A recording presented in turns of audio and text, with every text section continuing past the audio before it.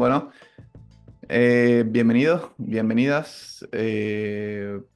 Hoy quiero venir a darles una charla. Soy Jesús Rojas,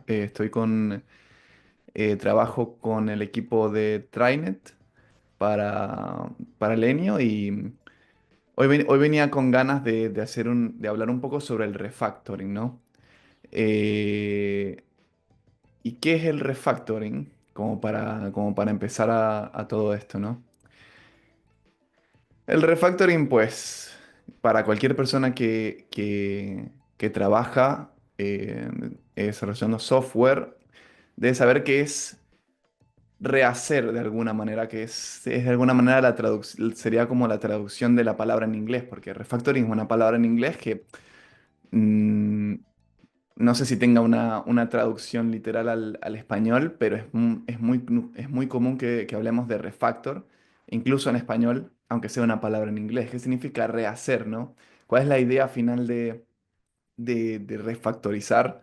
Es rehacer cierta pieza de código, una clase, un módulo, un método, lo que sea, rehacerlo para que mantenga la misma interfaz y funcione de la misma manera, pero de la forma de que internamente ese cambio no se vea hacia afuera, sino que sea una mejora interna, que puede ser una mejora eh, tal vez que sea más rápido, que sea más fácil de entender, que utilice mejor los recursos, pero en mi experiencia, lo más común es buscar una mejora para el entendimiento del código y para la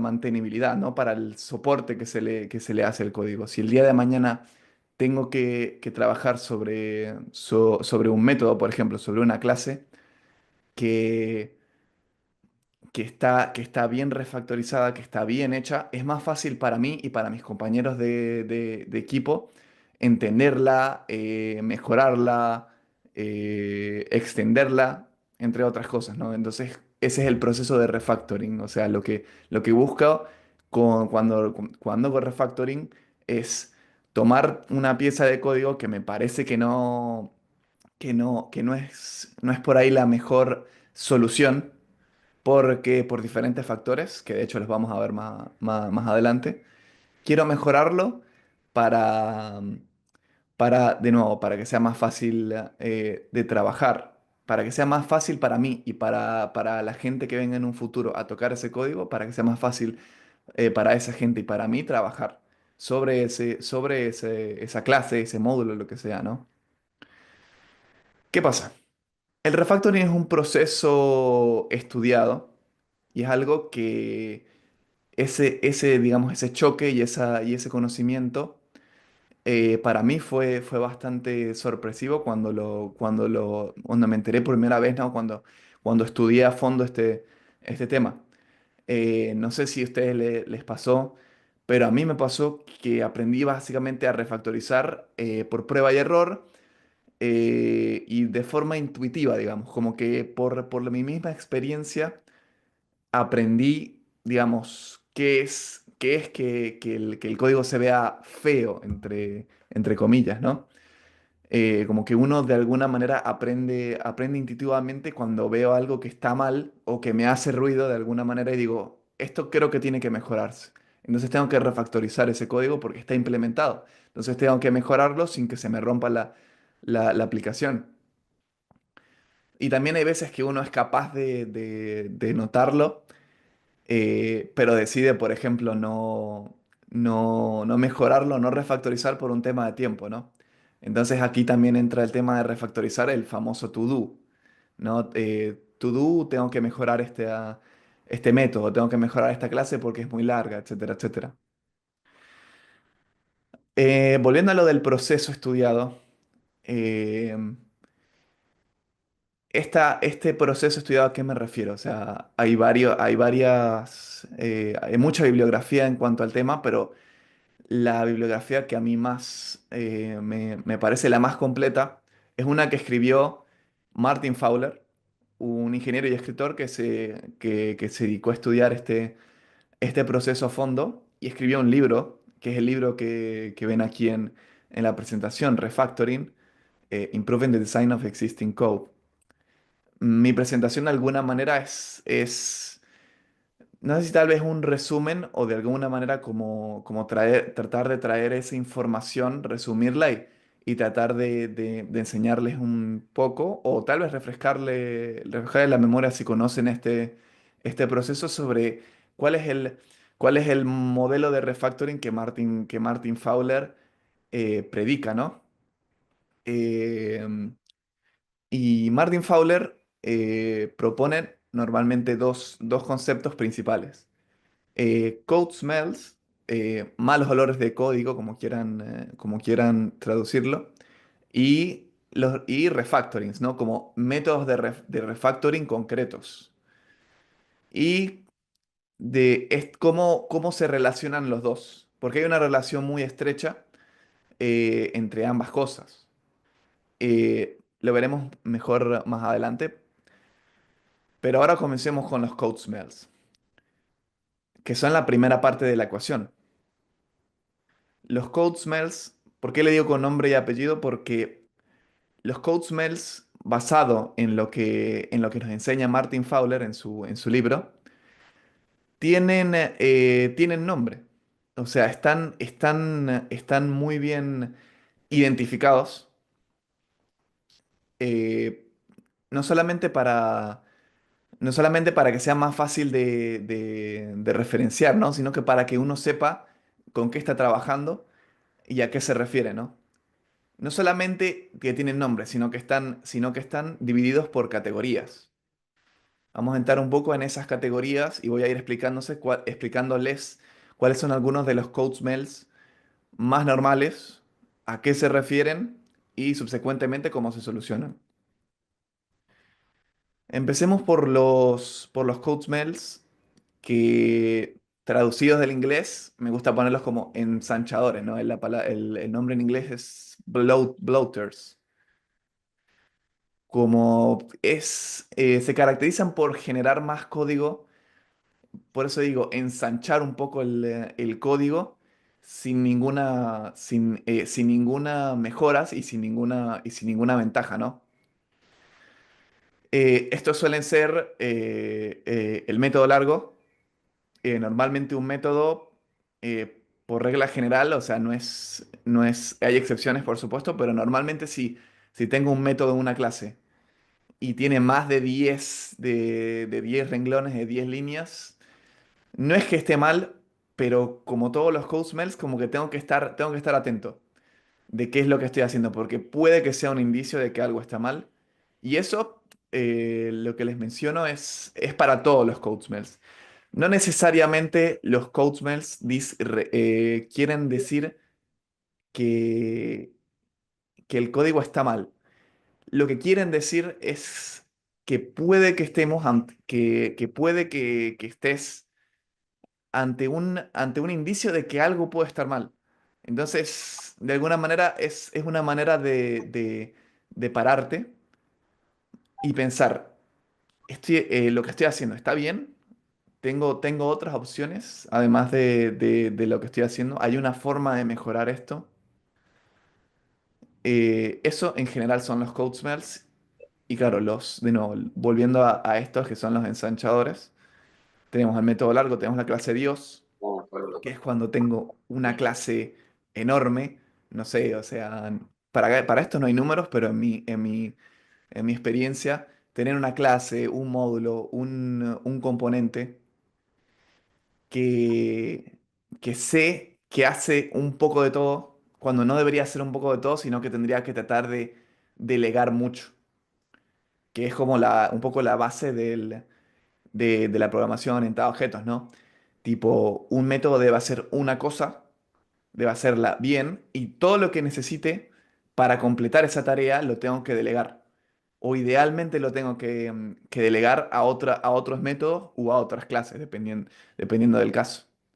La clase Dios es cuando no pasa eso. Cuando tengo una clase y tengo, no sé, 40 métodos, y cada método hace varias cosas y trata de hacerlo todo en el mismo método. Tenemos también, por ejemplo, los cúmulos de datos y la lista de parámetros larga.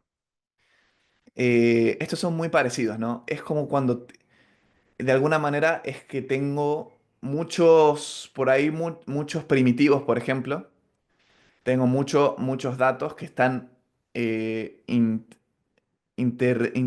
están muy acoplados uno con el otro.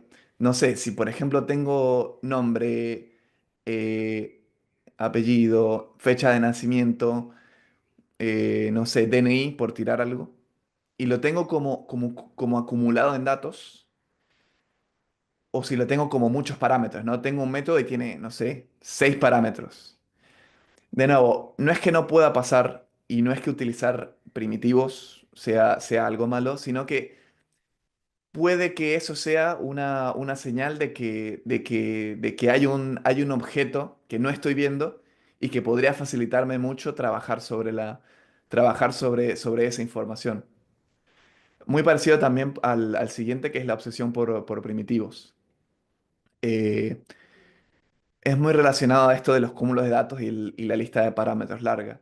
Si estoy usando demasiados primitivos, probablemente hay algo de información que no estoy viendo, o que puede ser lo otro. Puede que estos primitivos puedan funcionar como un método en vez de que sea mantenerlo como un primitivo.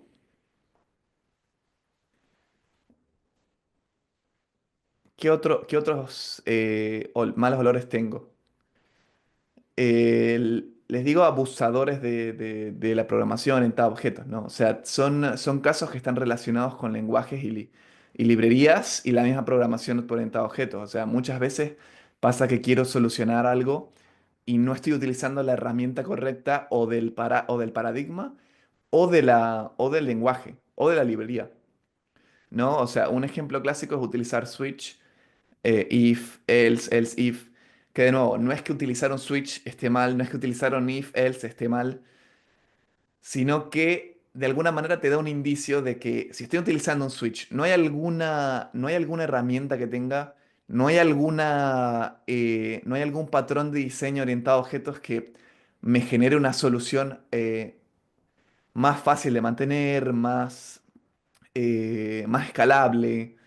No, esa es como la idea de los Switch Elf. No es no utilizarlos, sino preguntarse cuando los veo. No hay una forma mejor de manejar esto. El siguiente, que es como, no sé si tengo una traducción, pero su nombre es Refuse Bequest. El Refuse Bequest es básicamente una mala práctica de la orientación de la programación orientada a objetos, que tiene que ver cuando extiendo una clase, ¿no? Herencia y polimorfismo, ¿no? Heredo de una superclase que me obliga a instanciar un método. Porque necesita ese método para funcionar, por ejemplo, en algunos patrones como el template pattern en programación orientada a objetos. ¿Qué pasa? ¿Cuál es el mal olor? Cuando extiendo de una superclase y me rehúso, de ahí lo de refused, me rehúso a implementar ese mensaje, ese método que la superclase me obliga a, a implementar. Eso es un mal olor y de hecho es incluso hasta una mala práctica que no se debe hacer. Clases alternativas con interfaces distintas es como un ejemplo de clases que de alguna manera tienen un funcionamiento muy parecido, pero que no están englobadas en una superclase, ¿no? Entonces, ¿qué genera esto? Que sea más difícil de mantener, porque tengo que hacer un cambio y lo tengo que hacer en varias clases en vez de cambiar todo, de una sola vez. Las variables temporales es muy parecido a lo que les mencionaba en el anterior caso, que es, si tengo una variable temporal no es que está mal, pero tengo que pensar, ¿no hay algún, para resolver el valor de esa variable temporal. No hay alguna manera a través de un mensaje, de un método que me pueda servir primero para delegarlo a otro método, no tener que hacer esos cálculos en un mismo método y así hacerlo más grande, sino que no lo puedo delegar a otro método para que así primero lo tenga de fácil acceso y segundo para que lo pueda reutilizar en otros métodos. Ese es como el caso de las variables temporales. De nuevo, utilizar una constante, utilizar una variable no es no es un error en sí mismo. Se trata de pensar, bueno, se trata de pararse y pensar, ¿esta variable temporal realmente le estoy dando un uso? No puede extraerse para que mi método sea más fácil de entender, tenga menos líneas, sea más fácil de mantener. Los adversarios al cambio, change preventers en inglés, que previenen el cambio, ¿no? Generan más dificultad a la hora de actualizar. Este tipo de malos olores hacen que el día de mañana, si tengo que, por ejemplo, tengo que cambiar una clase porque cambió mis requerimientos. eh, estos malos olores generan que sea más difícil para mí o para alguien más, que es lo peor. Le hago el trabajo más difícil a alguien más si cometo estos errores, ¿no? Como por ejemplo los que tengo acá, cambios divergentes. Los cambios divergentes suceden cuando tengo eh, código dentro de una misma clase que está muy acoplado, que sabemos que los objetos y los métodos tienen que ser altamente cohesivos y bajamente acoplados, ¿no? Eh, entonces los cambios divergentes suceden cuando tengo cambios cuando tengo un código que se repite o que uso muchas veces en una misma clase y que no lo tengo con el diseño correcto a la hora no lo tengo con el diseño correcto como para que sea mantenible y mejorable a futuro. Entonces, ¿qué genera? Que en el día de mañana, si tengo que cambiar esa clase, tengo que cambiarla tengo que cambiar varios lugares que no están relacionados unos con otros, porque no trabajé con el diseño correcto para empezar. Shotgun surgery, cirugía con escopeta, es algo parecido.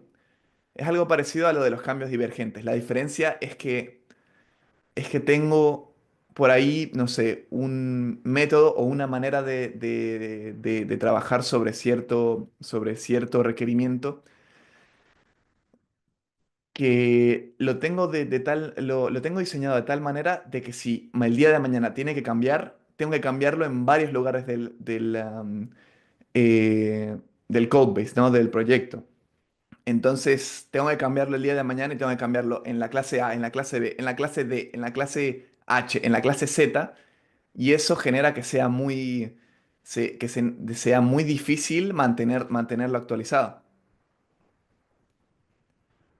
Jerarquías de herencia paralelas es cuando tengo, por ejemplo, jerarquías de herencia eh, que no mantienen correctamente la reutilización del código. Normalmente utilizamos jerarquías de herencia en programación orientada a objetos para reutilizar al máximo el código, para repetir lo menos posible. Entonces hay veces que por ahí tenemos métodos que deberíamos utilizar en todas las superclases y la tenemos en una sola subjerarquía y no nos damos cuenta y por ahí la necesitamos en otra parte de la jerarquía a la que no está, a la que no pertenece. Entonces, ¿qué termina sucediendo? Que tengo que hacer un cambio en esa jerarquía y tengo que cambiar en varios lugares en vez de cambiar en uno solo.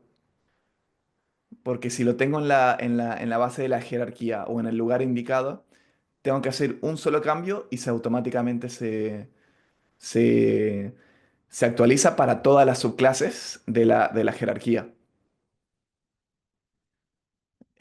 Los desechables. Los desechables son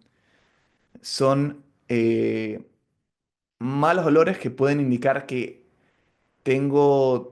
tengo módulos, tengo clases, tengo métodos que no me sirven de nada, que pueden perfectamente eliminarse y que no harán ninguna diferencia, sino que más bien al contrario, me va a beneficiar en mi diseño no tenerlos.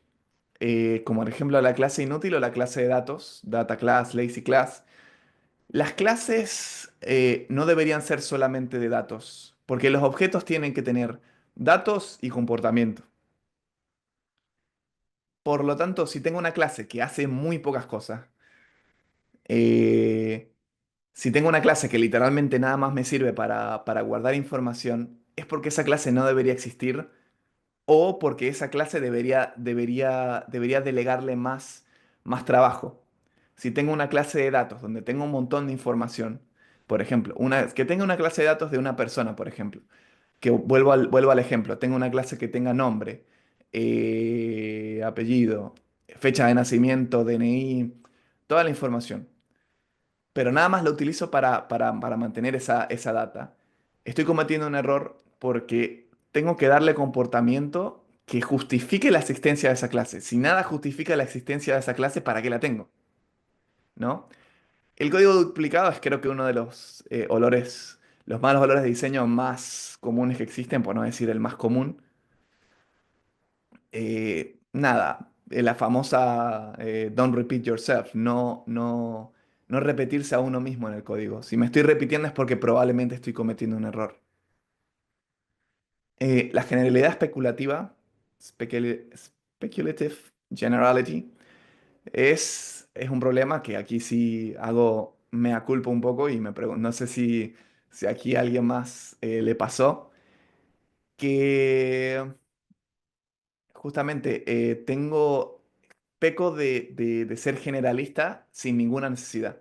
Quiero, quiero generar una solución que sea muy general de manera de que sea muy ampliable a futuro, como para tratar de prever todos los casos de uso y todos los requerimientos nuevos que quiera añadir a mi clase en un futuro. ¿Qué pasa? Que estoy generando código que el día de mañana seguramente voy a desechar porque somos malos prediciendo, básicamente. Eh, Predecir el futuro es muy complicado, es imposible, básicamente. Entonces, cuando cometo el error de querer hacer un código demasiado general, cuando no tengo requerimientos claros a futuro y cuando solamente estoy especulando, y de ahí el nombre, cuando solamente estoy especulando es como totalmente innecesario, ¿no? Y lo que estoy generando es código que voy a desechar después y por eso es desechable. Eh, Porque es código que no me va a servir de nada, que simplemente traté de crearlo para tratar de cubrir requerimientos que todavía no existen y al final lo termino desechando. O sea, hay que trabajar con la información que tengo hoy en día y tratar de hacer un buen diseño basado en eso. Si creo un buen diseño y trato de evitar todos los malos olores de código que pueda, eh, estoy generando automáticamente un código que es más fácil de actualizar. No tengo que crear, no sé, una superclase o una jerarquía de clases para cuando tenga que actualizar en 2 meses porque cambiaron los requerimientos. No, o sea, tengo que generar código que sea fácil de mantener y fácil de actualizar sin caer en especulaciones. Por último, los acopladores, couplers, aumentan el acoplamiento, ¿no? Lo dije antes, ¿no? O sea, la base, como la regla de oro de la programación orientada a objetos siempre los objetos tienen que ser altamente cohesivos y estar acoplados, tener muy poco acoplamiento. Estos malos olores simplemente indican que mi código está muy acoplado a la interfaz de otro objeto cuando no debería ser así. La envidia de atributos, ¿no? Cuando tengo un objeto que lo utilizo que lo utilizo para realizar, para solucionar un problema en otro objeto y trato de replicar el comportamiento que debería tener ese objeto, ¿no? Entonces, volviendo al caso de la clase persona, ¿no? Si en mi objeto tengo una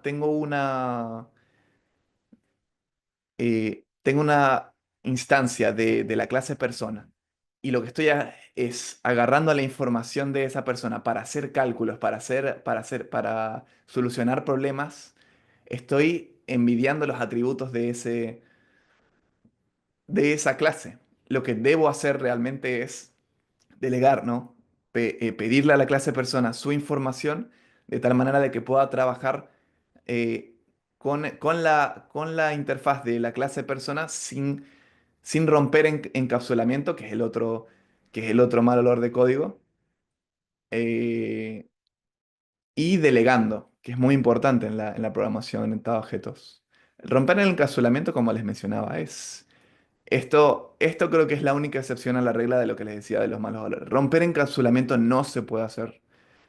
A ver, no se debe hacer. Está mal en el momento en que lo haces. Ahora, puede pasar y puede pasar. Pero hay que saber que romper encapsulamiento no es que sea un mal olor, sino que es directamente un antipatrón. No se puede romper el encapsulamiento. Si rompo el encapsulamiento, ¿para qué estoy programando orientado a objetos? Para empezar.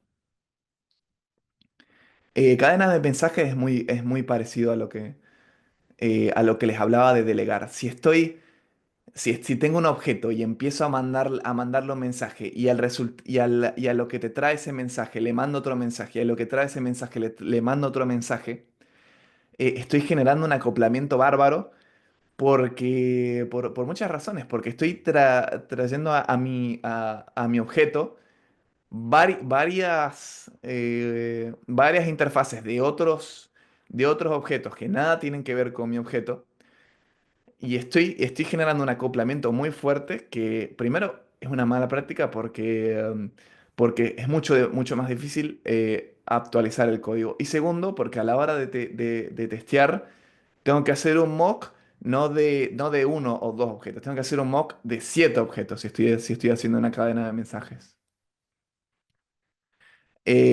Por último, el gestor, o middleman en inglés, es un mal olor cuando tengo una clase que lo único que hace es llamar a otra clase.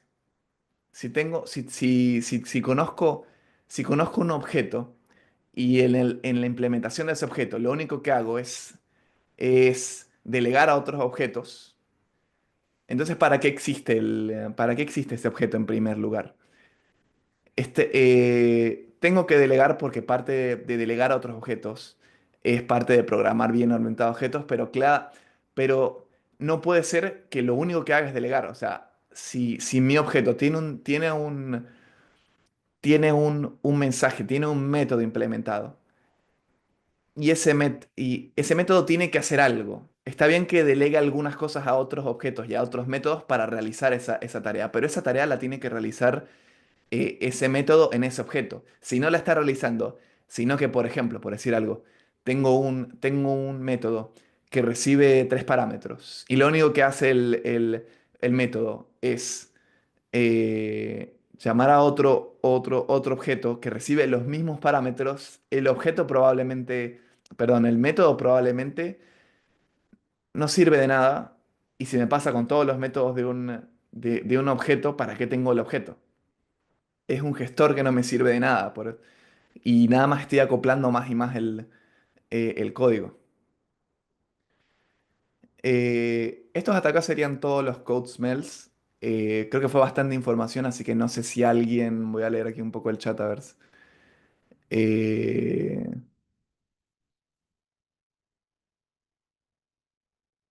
pero bueno, vuelvo acá. No sé si hay alguna pregunta sobre este tema, algo que quieran compartir también. No quiero tampoco estar hablando solo todo el tiempo.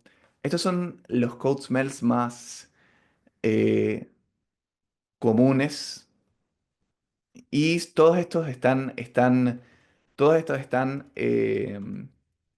especificados acá, en este libro y en algunas otras, y en bibliografía en presentaciones, en bibliografía, en páginas, se puede, hay varias formas de obtenerlos, pero claro, ¿por qué es tan importante eh, que sepan los nombres? Porque es parte del proceso del refactoring que nos presenta Martin Fowler. Eh, el proceso de refactoring también tiene nombres y hay formas. Y no solamente eso, sino que están relacionados, están fuertemente relacionados con cada uno de los code smells que les acabo de presentar. Es decir, y es justamente ese el proceso que es interesante que propone Fowler en su libro. Comienzo a revisar a revisar una pieza de código y digo, bueno, me di cuenta que tengo este olor de código y me parece que puede ser un problema. Entonces, tengo una receta, literalmente es una receta, que es lo que es la idea de Fowler, es lo que propone Fowler, tipo, una vez que identifico el code smell, tengo una receta que me dice cómo y cuáles son los refactorings asociados para mejorar ese problema. De hecho, hay hasta consideraciones para casos en los que el code smell no es un problema, sino que simplemente es un, digamos, un mal necesario. Es algo con lo que tengo que lidiar. ¿Qué pasa?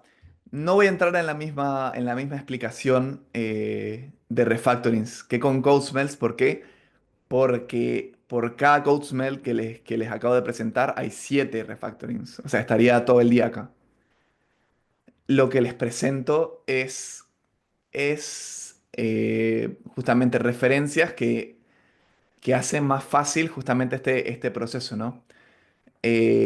Como hay tantos métodos de refactor, para mí lo que les recomiendo es estudiar bastante cuáles son los code smells, aprender a identificarlos con su nombre, entender cuál es el code smell al que estoy viendo, o sea, no simplemente quedarse con la idea de, bueno, esto me hace ruido, ¿no? Sino que este code smell este es su nombre, lo voy a buscar y voy a ver, bueno, cuál es el refactoring asociado, ¿no? De nuevo, hay muchos refactorings, no voy a entrar en todos los refactorings porque hay demasiados como para, como para explicárselos ahora, se me acaba el tiempo. Pero les paso la info de, primero que se puede utilizar LLMs, se puede utilizar ChatGPT, o sea, perfectamente un prompt perfecto sería, bueno, siguiendo con los estándares que propone Martin Fowler en su libro, encontré el code smell en mi código de, no sé, por decir uno, código duplicado. ¿Cuál es el refactoring asociado? ¿Cuáles son los refactorings asociados que me recomienda y cuál es el proceso a seguir para refactorizar este código de la manera más eficiente? Y también está Refactoring Guru. Refactoring.guru es una página que de hecho se las voy a mostrar más adelante, que tiene justamente todo este proceso que Martin Fowler pone en su libro, pero lo tiene en forma de página web, entonces es como más, es un por ahí un poquito más intuitivo, ¿no? Eh, con hipervínculos, eh, con botones, páginas. Creo que es más fácil seguir la idea en Refactoring Guru y justamente les voy a dar una demo a continuación con un ejemplo sobre el proceso de refactoring, digamos, el proceso en un ejemplo concreto, ¿no? Para que no quede tan en el aire esto del refactoring con code smells y con métodos particulares que les digo. Comencemos por acá. Este es un ejemplo en UML del código que vamos a refactorizar. Es una aplicación de PostApp que tiene un método últimos posts que recibe un usuario y una cantidad. Retorna una cantidad de posts, o sea, una colección de posts. Y el objeto PostApp eh, conoce, conoce el objeto post. El objeto post, obvio, tiene información, texto, fecha, tiene los métodos para acceder, etcétera, etcétera. Y a su vez, cada post conoce al usuario que publicó ese post. Este es el código implementado de acá, del método últimos post. Este es un código implementado del últimos post. Lo vamos a ver en el IDE, pero desde acá me imagino que pueden ver lo feo que es este método. Es difícil de entender, es demasiado largo, hay demasiada información, hay comentarios, eh, hay un montón de cosas que lo que hace es lo que dice acá, ¿no? Retorno los últimos N posts que pertenecen al usuario user, ¿no? Entonces tengo mi método últimos posts, recibo el usuario user y la cantidad, ¿no? Y retorno una lista de posts. Esto es en Java, por cierto. Esto obviamente es muy feo de mantener, no se entiende nada y es difícil de trabajar con este tipo de código. Entonces, este es un candidato para hacer un refactoring. Es ideal refactorizar este código para que sea más fácil de trabajar en un futuro. Así que vamos al IDE para, para comenzar con el método de refactoring hands-on, digamos. O sea, el ejemplo live les voy a mostrar acá con el IntelliJ. Este es exactamente el mismo método que les mostré en la presentación. Por cierto, todo el mundo puede ver el IDE, ¿no? Sí, Ok, perfecto. Gracias.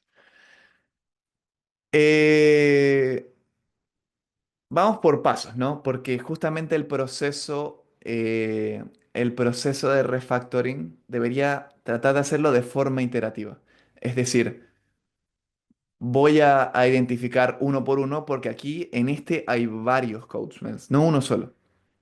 Hay varios code smells que tengo que solucionar. Entonces, vamos uno por uno identificándolos y revisando cuál es el refactoring asociado, como les mencionaba antes. Hay varios, creo que el más obvio, según lo que les mencionaba, es el método largo, ¿no? Este método tiene, ¿cuántas? Casi 20, 30 líneas.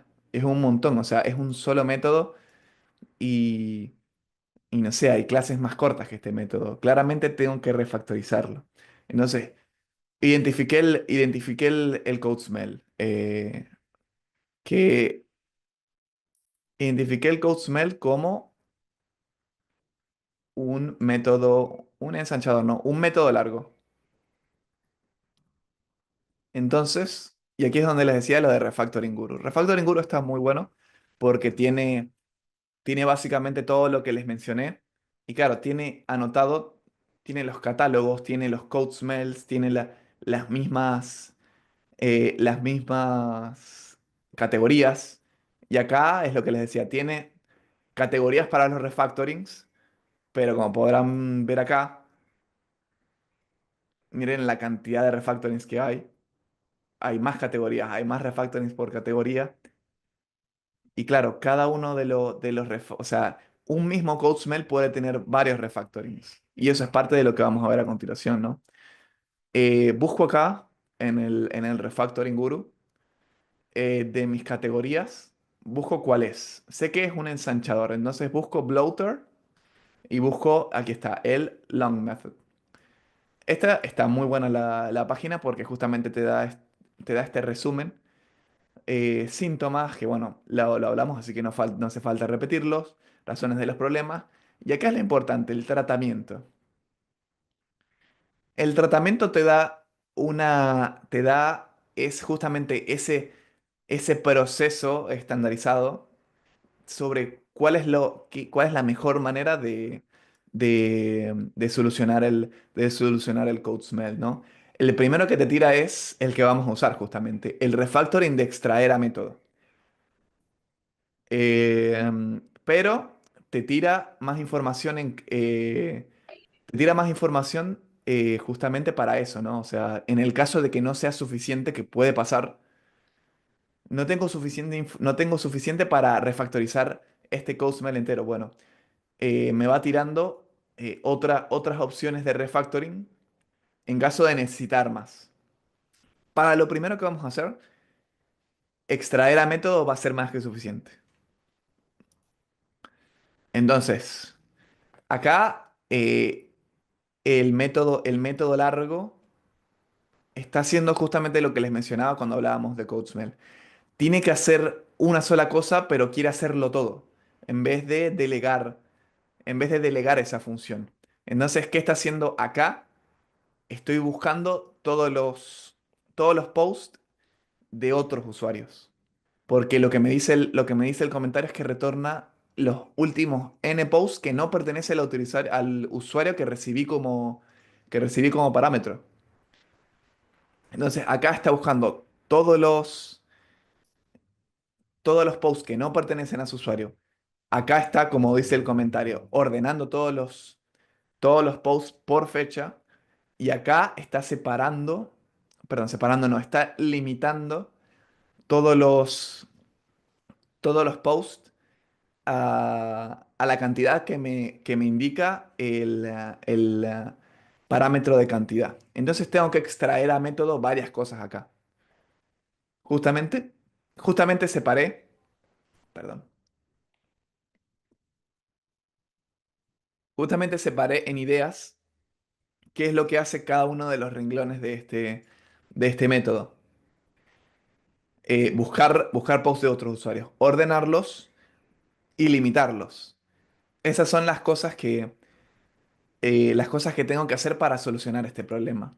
¿Qué pasa? Que obtener los posts de otros usuarios lo puedo hacer por separado, al igual que ordenarlo. Entonces, esto no hace falta que lo haga directamente mi método. Puedo delegarlo y justamente delegarlo es este refactoring es extract method, que sería extraer a método, ¿no? Entonces voy a crearme un método acá para hacer justamente eso. Entonces, la lista de otros usuarios la borro y básicamente lo que hago es imaginarme, le voy a dar un nombre, ¿no? O sea, un nombre que indique que estoy buscando los posts de otros usuarios eh, en en ese método. Y justamente lo ideal es evitar, que es otro code smell, eh, utilizar los temporary variables. O sea, no hace falta utilizar una variable para post de otros usuarios, sino que si lo tengo en un método es más fácil trabajarlo así, pero vamos de a poco, ¿no? Entonces, para refactorizarlo y que se mantenga, voy a mover toda esa lógica a un método. ¿Y cómo le voy a decir al método? Y voy a darle un nombre descriptivo, ¿no? Le voy a poner obtener post de usuarios excepto y le paso el user. Y paso a implementar mi nuevo método.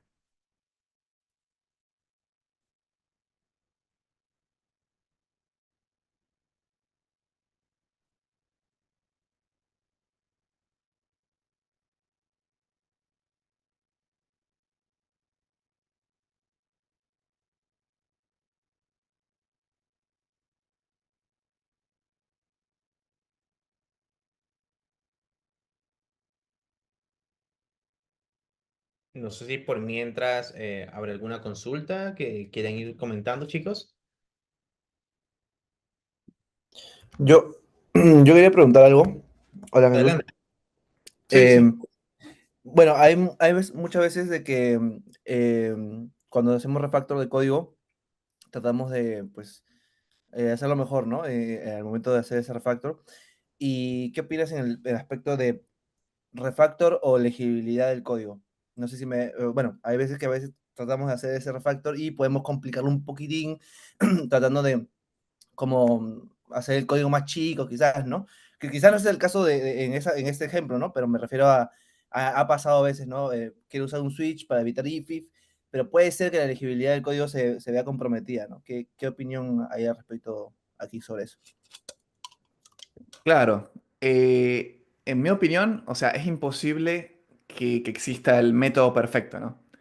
O sea, en algún punto uno va a hacer un sacrificio, sea de legibilidad, sea de eficiencia, sea qué tan rápido se soluciona, la cantidad de clases, etcétera. O sea, entonces, eso te diría que es un poco de caso a caso, pero justamente si se hace el proceso correcto de refactoring, en teoría, en teoría, la legibilidad debería mejorar un montón y de hecho lo van a ver ahora cuando termine cuando termine con el refactoring de este método, que se va a notar lo que es la mejora, o sea, es la noche y el día en cuanto a primero a legibilidad y a la mantenibilidad, ¿no? Al soporte y mejoras que le puedas dar es mucho más fácil con un código bien refactorizado.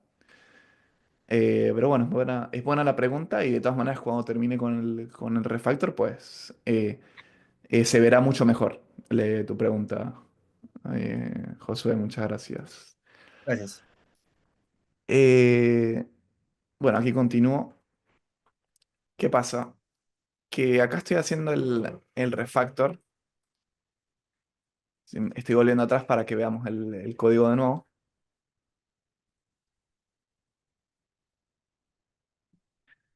La idea es que los cambios sean de manera iterativa, ¿no? Primero hago un refactoring extra, por ejemplo, en este caso quiero el extraer a método.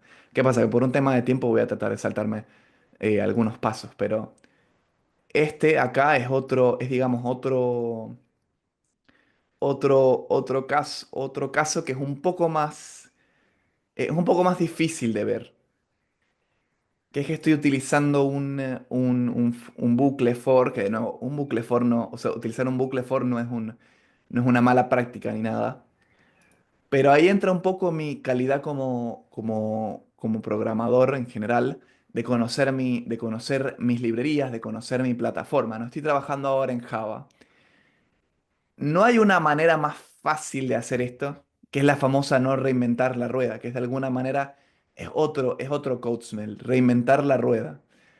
Cuando quiero reinventar la rueda, estoy como tratando de implementar cosas que están implementadas. Y este es un caso perfecto de eso. ¿Cuál es el refactoring? Y no es como tal un refactoring, sino una calidad del que programa, ¿no? O de la que programa. Es conocer qué APIs de la plataforma en la que estoy trabajando me conviene utilizar más para mejorar todavía más mi código. Entonces, volviendo a mi método, en vez de utilizar un for que es gigante, que es medio difícil de entender, es difícil de mantener, sobre todo si tengo mejores opciones. Si estoy en la versión correcta de Java, utilizo streams.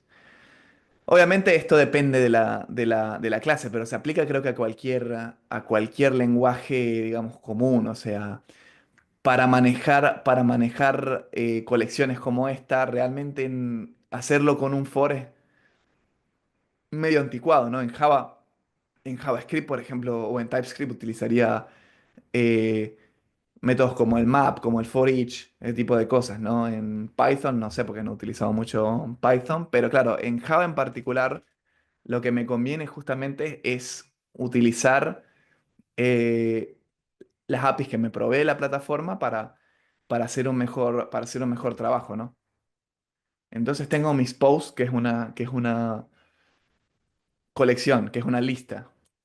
Entonces la voy a trabajar sobre streams. Y aquí voy a utilizar pues programación funcional como como para mejorar la calidad del código. En vez de estar haciendo ese for, voy a utilizar un filter que, bueno, supongo que la mayoría lo conoce, ¿no? O sea, el filter va a ser lo mismo que quería utilizar, pero es más fácil de trabajar sobre el filter, es más fácil de entender. Entonces, voy a filtrar sobre el stream. Voy a filtrar sobre el stream y voy a fijarme que el post.getUsuario no sea igual al usuario que recibo. ¿Está? Entonces acá tengo más encapsulado, digamos, lo que es obtener los posts de usuarios, excepto el usuario que recibo. Y lo tengo en una sola línea. O sea, vean no sé si se nota la diferencia con el código original. Pasamos de esto con un for, con este if, con el usuario equals el add, pasamos a resolverlo en una línea y ponerlo en un método de tal manera de que de que sea más fácil de mantener. Y continuamos ahora. Como les decía, esto es un proceso iterativo. Una vez que termino con una parte y sigo notando que hay malos olores de diseño, continúo. ¿Cuál es el siguiente mal olor de diseño que puedo identificar, ¿no? Aunque no lo crean, eh, los comentarios suelen ser un mal olor de diseño. Si tengo que, si tengo que comentar lo que hace mi método, como este es el caso, muy probablemente es un mal olor de diseño porque de alguna manera el nombre del mensaje, el nombre del método debería darte una idea de qué es lo que hace. Y últimos posts en la que recibo un usuario y una cantidad no se entiende correctamente porque siento que esto podría entenderse como los últimos posts del usuario que te estoy pasando y más bien es el contrario, o sea, los últimos posts de todos los usuarios que no sean este usuario. Entonces, esto es un mal olor también de diseño, que es un error, porque, de nuevo, un comentario no es una mala práctica, un comentario no es algo malo. Pero en este caso sí me está indicando de que algo está mal, porque estoy pensando sobre eso. O sea, este nombre del método no es el adecuado. Necesito un nombre que sea más descriptivo. Entonces voy a cambiar el nombre, ese es otro refactor. Cambiar el nombre de un método. Se puede cambiar el nombre de un método eh, para refactorizarlo de manera que sea más fácil de entender el nombre. Entonces le voy a dar este nombre que sí, parece largo el nombre y lo es, pero como es una funcionalidad difícil de explicar, antes de tener un comentario que es totalmente desechable, prefiero tener un nombre largo que explique qué es lo que hace este método. O sea, es en mi opinión mejor tener un nombre que sea largo y descriptivo antes que tener un comentario que te explique qué es lo que hace el método porque puede generar confusión. Acá.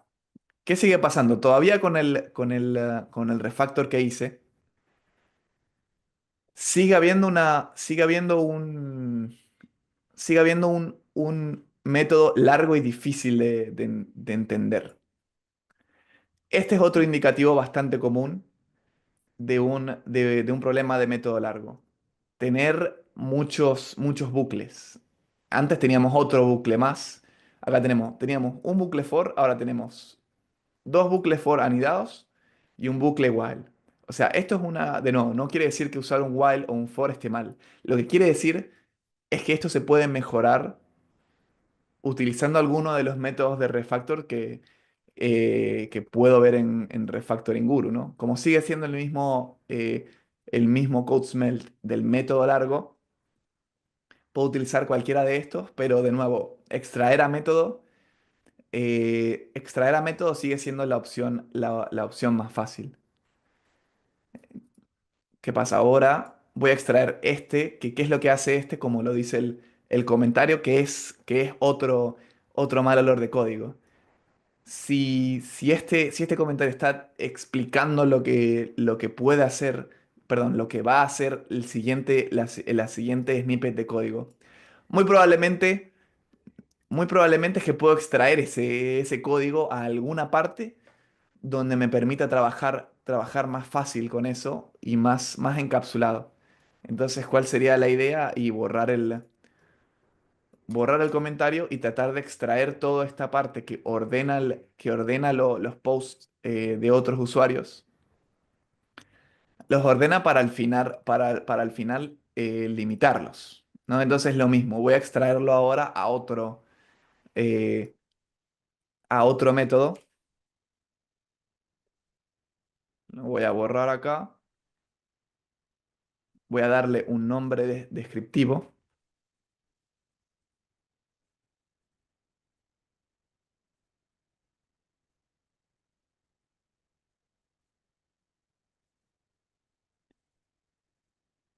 Y le voy a pasar la misma información que necesito para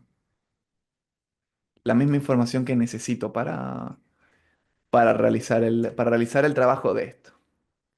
Aquí sucede algo interesante, que es que ¿qué es lo que hace este método? Obtener los posts de usuarios ordenados por fecha, a excepción de este usuario que pasó por parámetro. ¿Qué pasa? La parte de los posts a excepción de la tengo implementada, que es justamente este método que tengo acá abajo.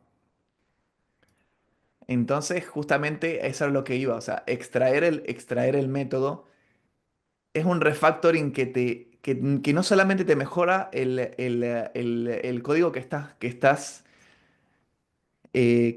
mejorando, digamos, o sea, el código que estás refactorizando, perdón. No solamente mejora el código que estás refactorizando, te puede servir para otras cosas que implementes en un futuro.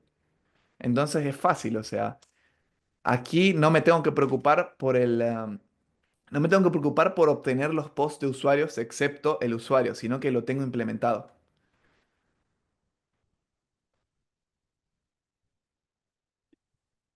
¿Qué pasa? Ahora sí tengo que preocuparme por la parte que le compete a este método que es ordenar por fecha eh,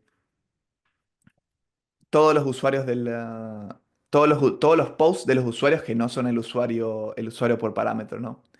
Pero es más fácil porque tengo el stream de posts y lo único que tengo que preocuparme es cómo implemento la parte del ordenamiento. Como se ve acá, en el anterior, estoy pecando del mismo error del que pequé acá, que es eh, la parte de reinventar la rueda. Java, al igual que JavaScript, al igual que Python, al igual que, no sé, C Sharp, tienen funcionalidades y APIs que implementan cosas como esta, como organizar. Entonces, ¿qué tengo que hacer? Simplemente llamar al sorted, me ordena el stream basado en la organización que le quiera dar. Entonces, acá, ¿qué estoy haciendo? De acá recibo el stream de posts eh, que necesito. Y acá simplemente estoy agregando como la forma en que quiero que se organice. ¿Qué pasa? El sorted puede funcionar sin parámetros si estoy hablando, por ejemplo, de números, porque es automática la organización que quiero sobre números. Pero acá es distinta la, la, la- el ordenamiento, porque quiero ordenar basado en la fecha. Esto simplemente es básicamente parte de las APIs de Java para ordenar. ¿Qué pasa? Que termino, o sea, cumplo el deber que es lo que me indica el método. eh, ordenar y separar. ¿Qué pasa? Que ahora tengo toda esta línea de código que puedo eliminar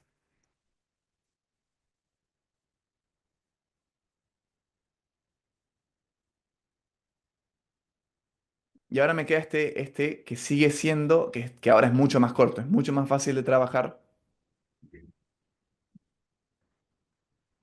y nada más me queda cambiar por esto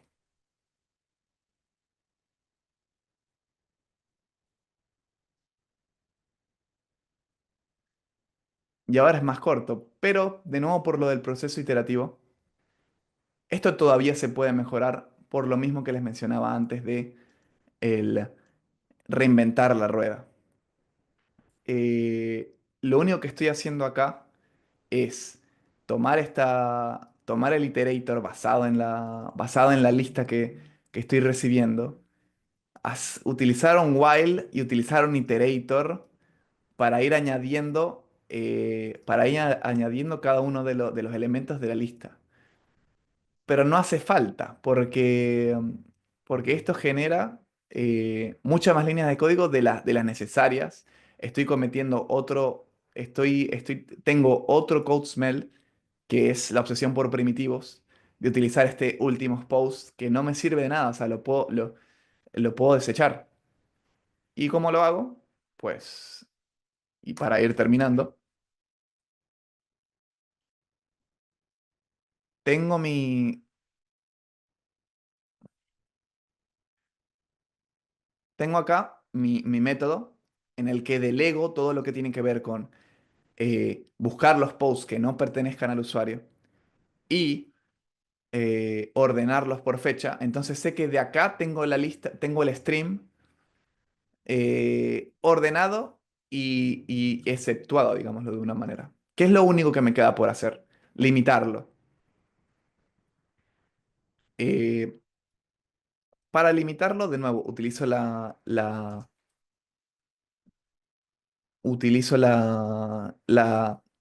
API de streams.